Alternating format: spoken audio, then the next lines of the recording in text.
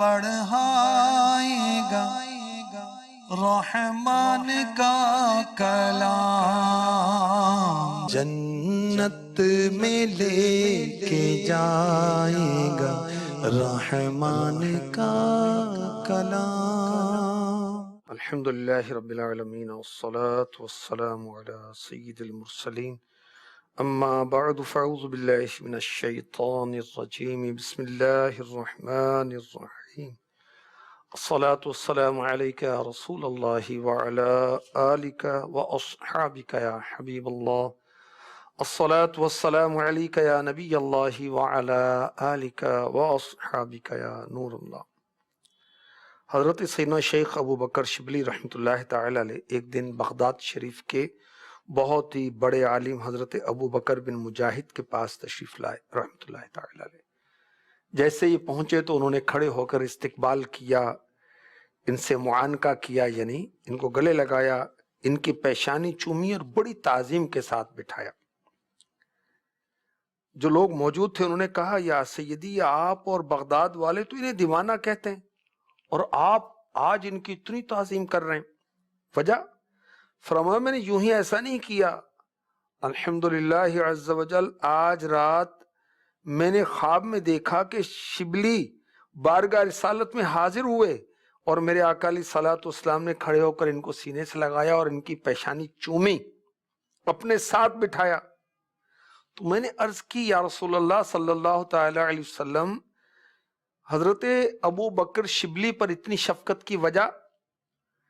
اللہ کے محبوب علیہ الصلوۃ والسلام نے غیب کی خبر دیتے ہوئے فرمایا، یہ ہر نماز کے بعد یہ آیت پڑھتا ہے، لَقَدْ جَاءَكُمْ رَسُولٌ مِّنْ أَنفُسِكُمْ عَزِيزٌ عَلَيْهِ مَا عَنِتُّمْ حَرِيصٌ عَلَيْكُمْ بِالْمُؤْمِنِينَ رَءُوفٌ رَحِيمٌ، اور اس کے بعد مجھ پر درود پاک پڑھتا ہے۔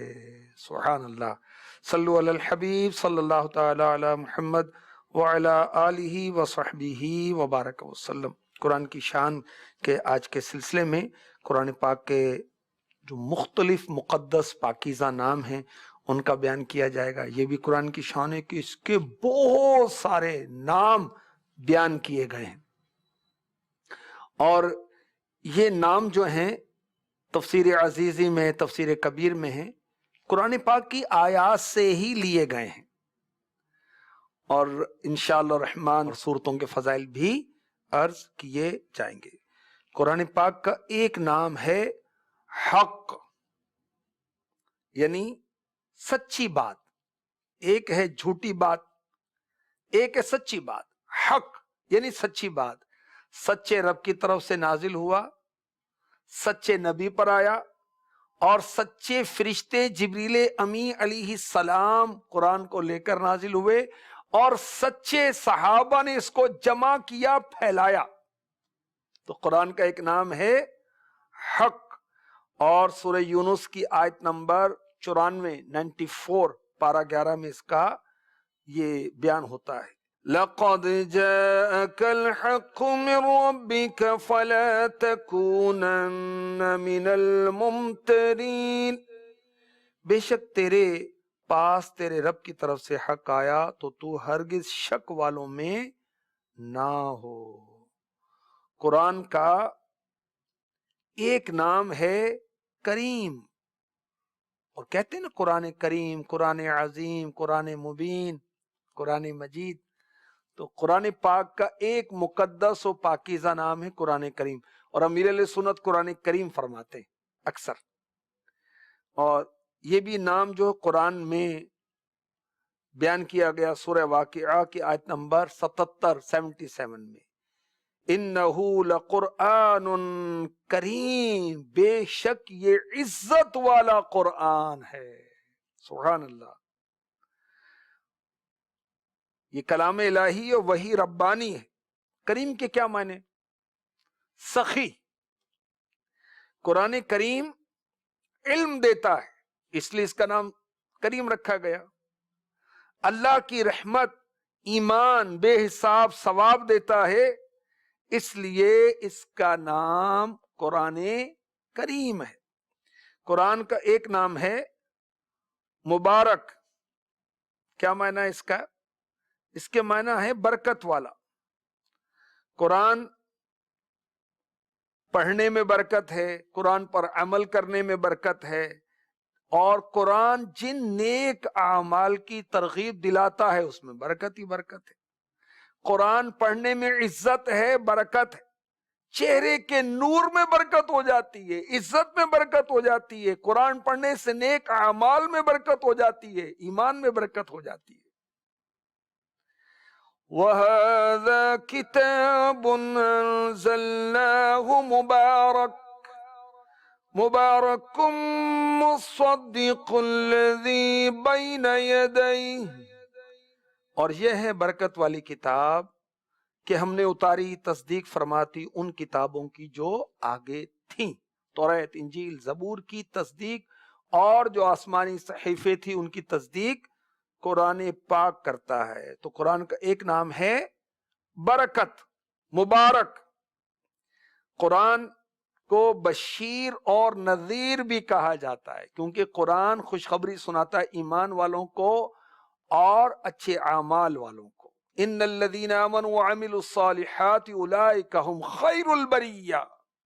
جو ایمان لانے والے، اچھے عمل کرنے والے، وہ مخلوق میں سب سے اچھے ہیں.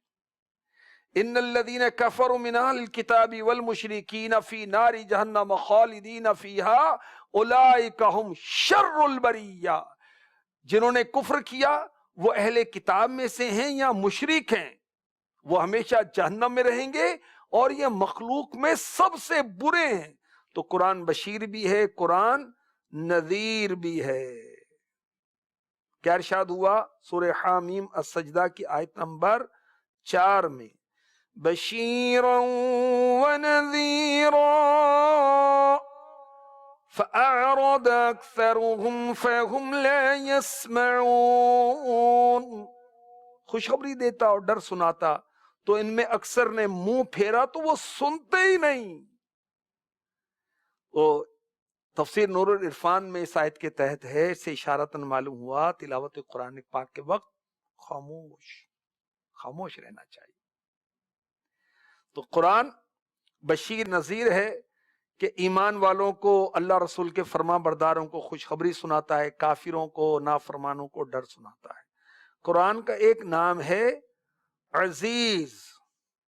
سبحان اللہ، بے مثل، عظمت والا، بڑے نفع والا، بڑی برکت والا.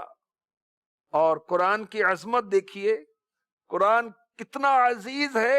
اس کی شان دیکھیے کہ قرآن کے جو اوراق ہیں اس کا ادب ہوتا ہے، قرآن کی جلد کا ادب ہوتا ہے، اس کے جزدان کا ادب ہوتا ہے. اس کی بے ادبی حرام. جس سینے میں قرآن وہ سینہ بھی عظمت والا ہو جاتا ہے. سبحان اللہ. عزیز کے معنی غالب کے بھی ہے نا.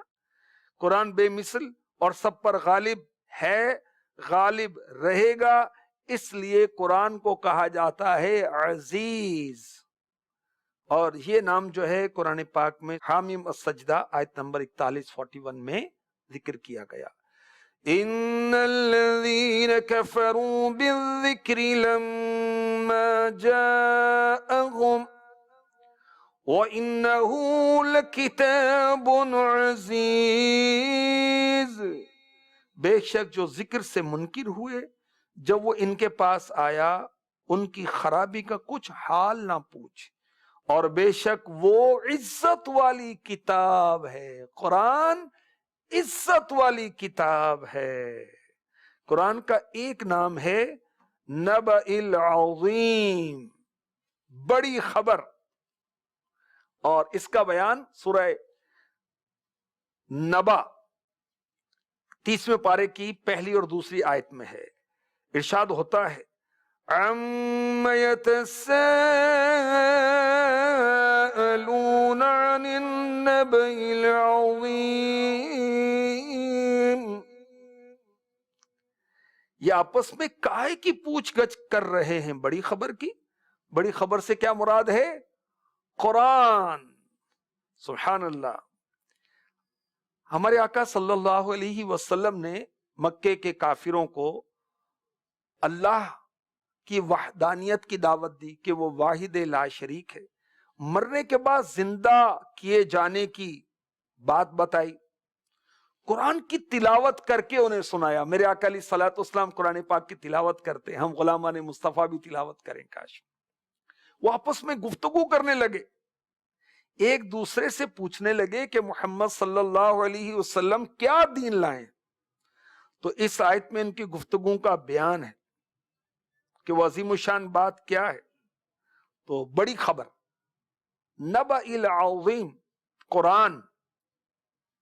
قرآن کا ایک نام ہے روح.